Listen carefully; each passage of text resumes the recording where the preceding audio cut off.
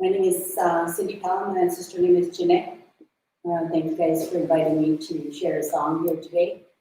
That song that we shared is a blessing song from the Tla'Amin Nation. And the song that I'm going to sing is an ancestral song that I composed for my great-grandmother, and that's sitting in my care.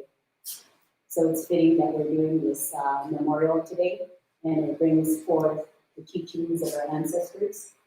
And what you're doing today is it's a different culture. However, in saying that, it's an honor system.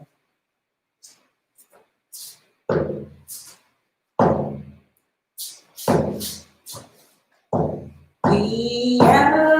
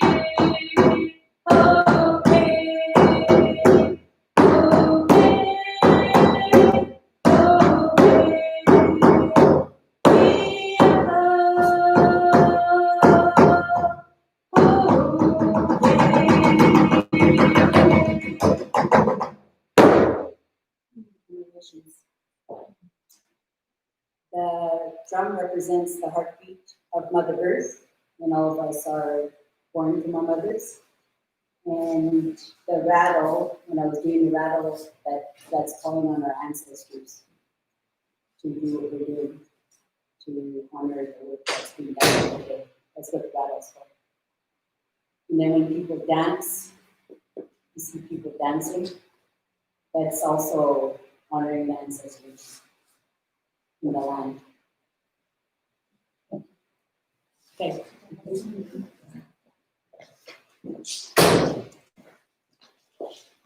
Gracias. We're very happy and honored that tonight Cyndi was able to come and share her song and welcome and ground us on the lands and waters of Tla'Amin people that we are honored and to be guests on, and grateful to be guests on, and have a lot of work to do to heal the relationships that we have. So thank you for all the work that you do. We are here in the Art Center as part of a Memento Mori celebration that begins today, November 1st. In my culture, in Mexico, it's the first day of Dia de Muertos. It's the day when the ancestors come back and spend time with us and enjoy what it is to be alive and remind us that we're all part of the cycle of life and death. So it's my great honor and I feel very happy that helped to facilitate a community event that you can see here today. My name is Claudia Medina. I was born here. My mother is from San Antonio, Colombia. The picture is here from this area. I wanted to talk to you a little bit about the ofrenda and also about what the next few days or how people can participate in this community ofrenda. The ofrenda is a space to welcome our spirits and our ancestors. And it is something that is both a personal experience and it's also a community experience. And so what we have been doing in the last couple of days is gathering people together to put elements on this ofrenda to help us communally remember and honor our beloved spirits who have passed on to the other side, and to collectively remember them and also engage in our own personal grief, and remember that we're never alone in this cycle, and yet we also have our very personal experiences with life and death. So one of the things that is beautiful about the ofrenda is that there's all kinds of elements that are part of welcoming the spirits back. And so I was going to speak to you a little bit about some of the things that we see here, and also just how much this experience of creating a space for this is helping us in our own way understand our own part of this cycle of being a part of this life and the afterlife, or whatever you want to believe that is, but also knowing that it's something that unifies all of us. And so there's some core elements.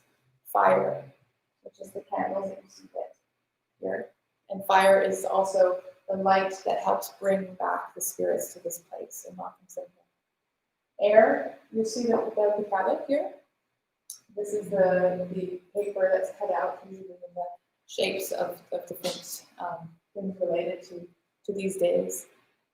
That's air. That's the air, the element of air that also is. That's the element of air that also is important to ground us in and bring back the spirits. We have water. The tradition of the ofrenda is very, very old, and it keeps changing as time goes on. But the water element is also the offering that we leave here to acknowledge that when the spirits return, they come on a journey. And when they come on a journey, they're thirsty and they need to be quenched. And so the water is left during these days for them to have partake in that water in order to feel like they're returning for these days and be quenched in their thirst. And as we know, water is life. It's also a way to acknowledge the sacredness of water as part of who we are and what we need to protect. And earth, we have food. So the ofrenda is also a space to offer all the food that people enjoyed in their lifetimes. So of course, it will be different for all the different people that are coming back to visit. Sometimes people leave their favorite food. Sometimes people leave different drinks that they like to enjoy, or different treats. There's chocolate here. There's fruit. There's tamales. Tamales are a very, very ancient food that are made during these days, and usually they're made in the community. People come together to put them together and wrap them and make them ready for the spirits to come and to also for the living to enjoy. Food grounds us to this earth, right?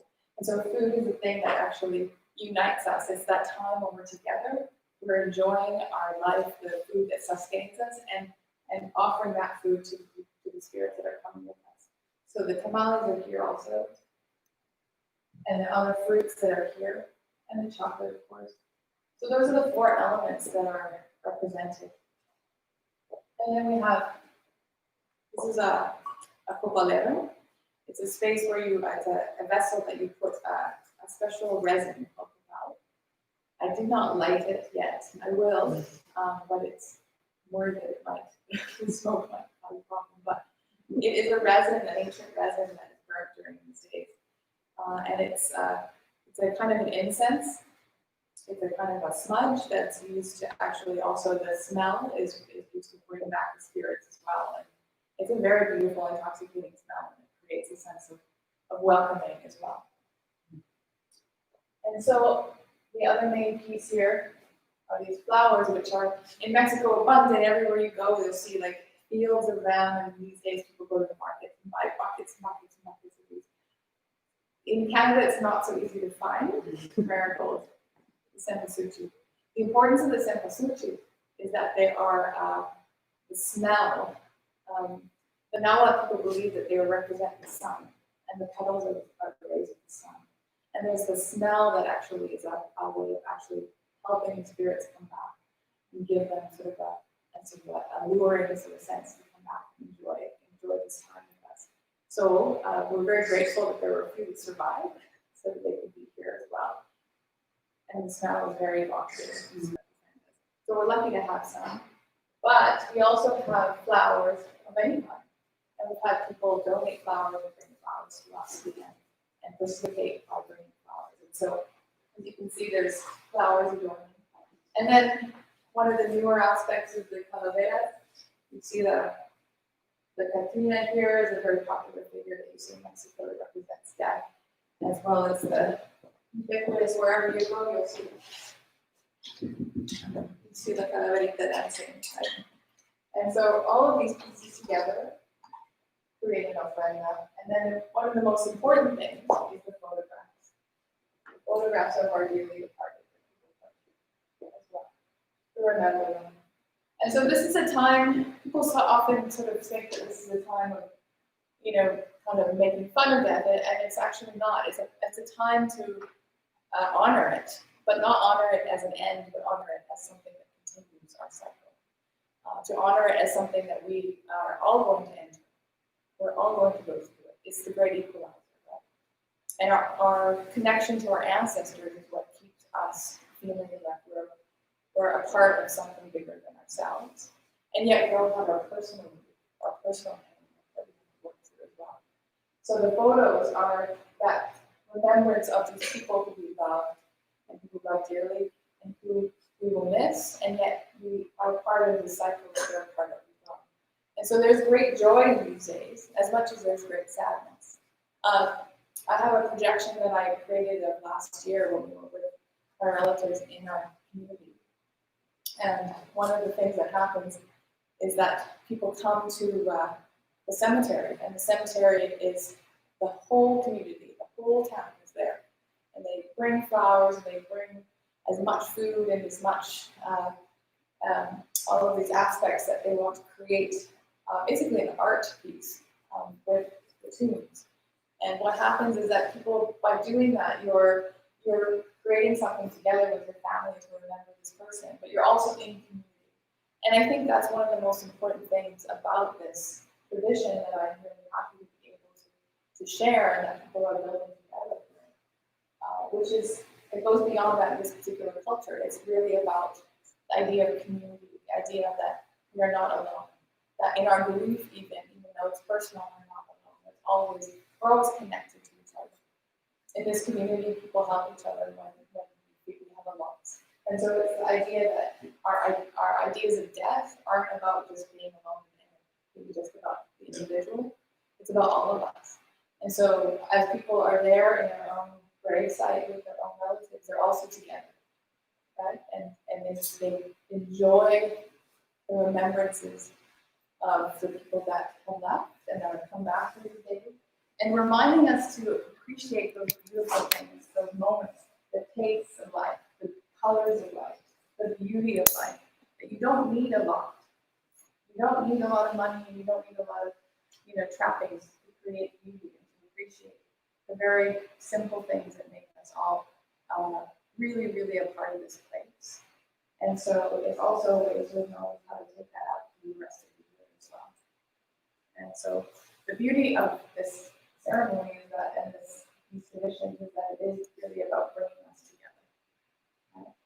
And so one of the other things that I love to invite people when they come to this space is to look at all of the beautiful masks.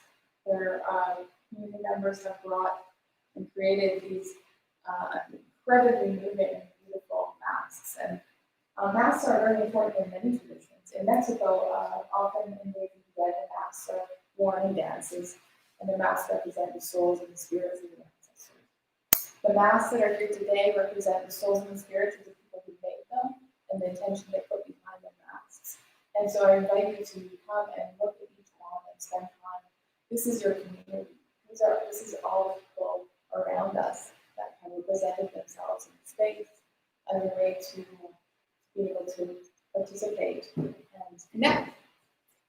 And so the other thing is that we know that we're living through difficult times. This is not an easy time for anybody. The idea of masks has taken on a new significance, as we know, right? And so this is also a very interesting way to view this, is the masks not necessarily as coverings, but as revealers. They reveal a deeper sense of who we are. They reveal deeper stories. That we wear masks to protect ourselves and each other, but we also have these masks that can tell us deeper stories about the complexity of who we are in relationship to each other. And the relationship that exists between life and death and ourselves as community members. So these are the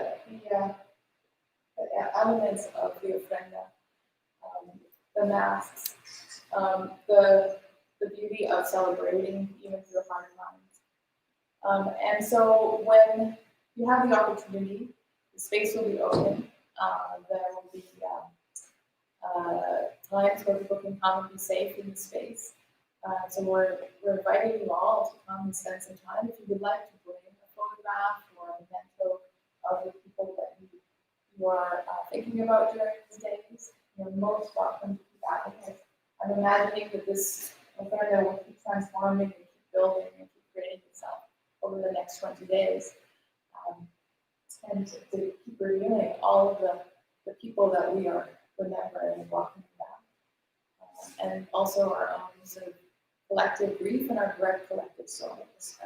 So, and then the other aspect of this is the sense, it's very about the senses, right? Smell, we have taste, we have sound as well. We have an artist, Leslie, who's created a really beautiful soundscape as well. And it's a story, a very special story about the soundscape that she's created. And that will be a part of that. And I'm going to invite Leslie to come and speak to that as well.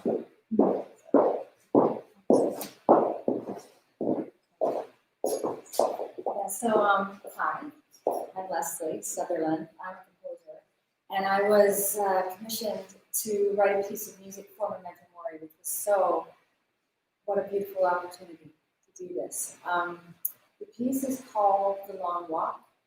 It's inspired by when my mom died. My little daughter was 3 years old, and I was heartbroken. And I was sitting with my daughter, and I said, I wonder where she is. Just wondering where my mom was. And my little daughter, with the clarity of a 3-year-old, only a 3-year-old would have, climbed onto my lap, took my face in her hands, and said, Grandma's gone on a long walk. And she said it with such clarity, and she was only 3. Grandma's gone on a long walk. So that kind of filled me with a lovely sense of peace and a lovely sense that she was on a journey. So for this piece, I created a piece which I called The Long Walk, where creatively I was trying to sort of see through my mom's eyes and see what it felt like, what did she see, what did she feel as she shed her physical form. So that's what the piece was based on. So it's a 7.5-minute piece. I did it mostly on synthesizer, but I did have a wonderful cellist, Hannah Schweitzer.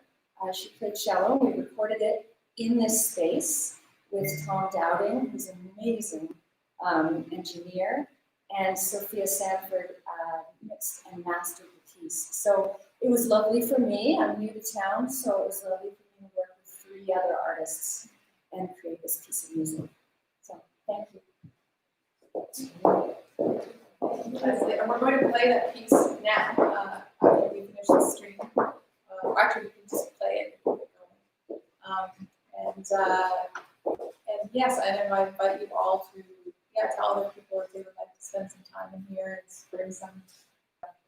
And I think as a time that's difficult and there's been a lot of loss in the community and there's been a lot of pain, I think a collective community way to just acknowledge it and to be remembering of the beautiful moments we've had with people that we're a part of something bigger than ourselves.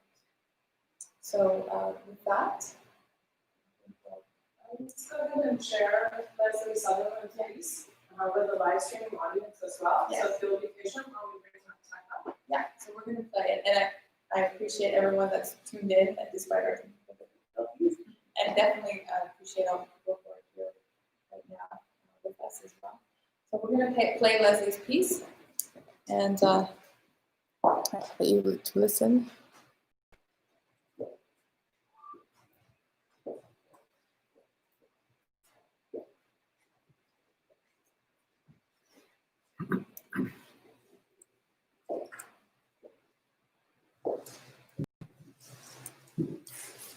Do you want that before it comes?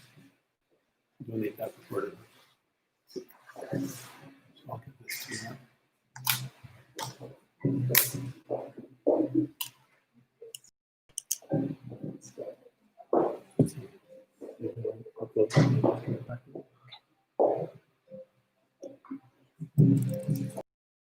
That's as loud as mine goes. Unless there's a...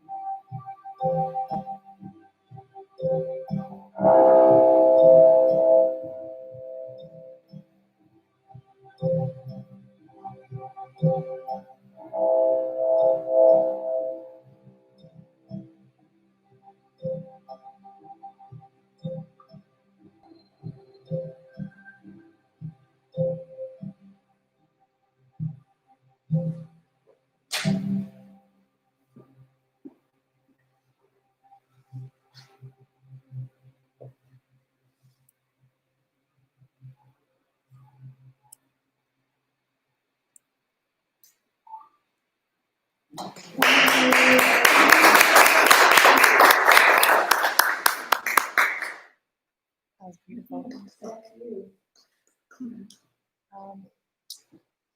Thank you, Leslie.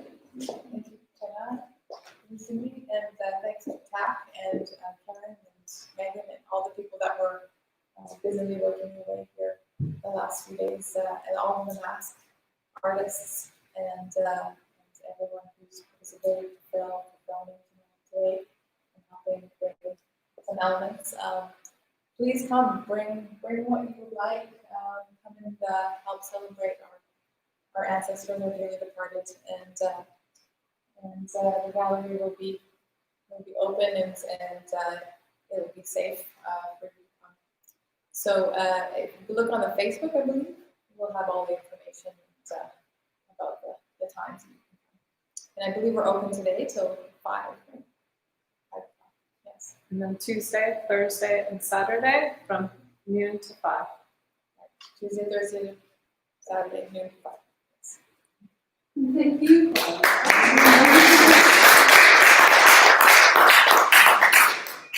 Enjoy. Takomatsu.